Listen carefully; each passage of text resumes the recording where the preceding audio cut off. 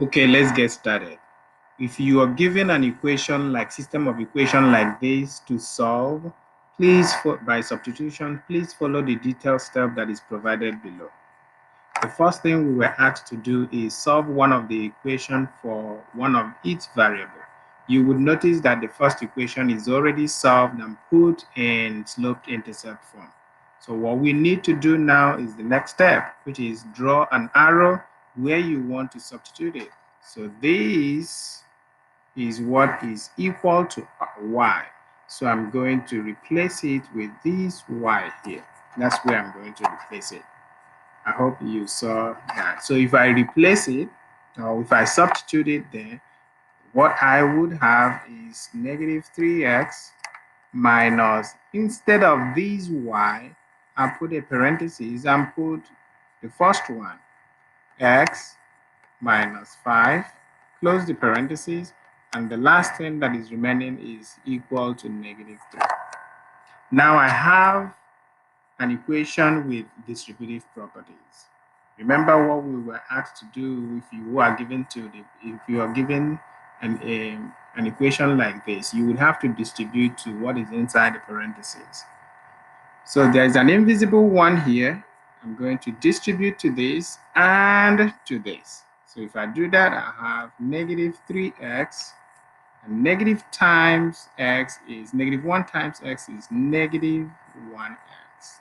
And the other one, negative 1 times negative 5, will give me positive 5. This time around, no more parentheses, and what we have remaining is negative 3 equals to negative 3. Do you see that these two look alike? They are like terms, so I'm going to join them together.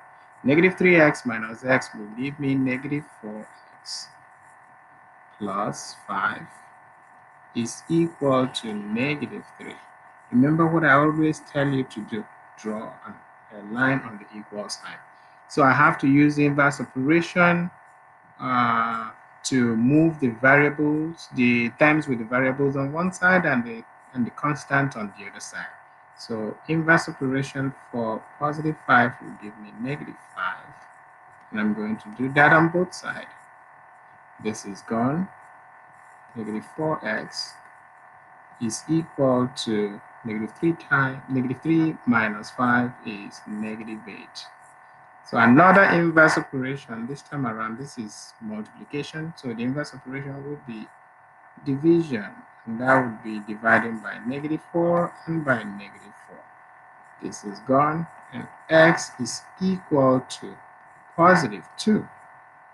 Remember, we're not done. We solved for one of the variables. I'm going to continue here and finish up this place.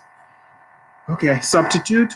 This is the last step now. Substitute the value into one of the original equation. I would always advise and emphasize on this. Always substitute in the equation that is much easier to solve.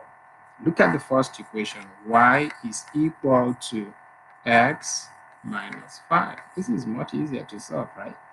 So y is equal to, instead of x, I'll replace it 2. I'll replace it with 2 and then minus 5.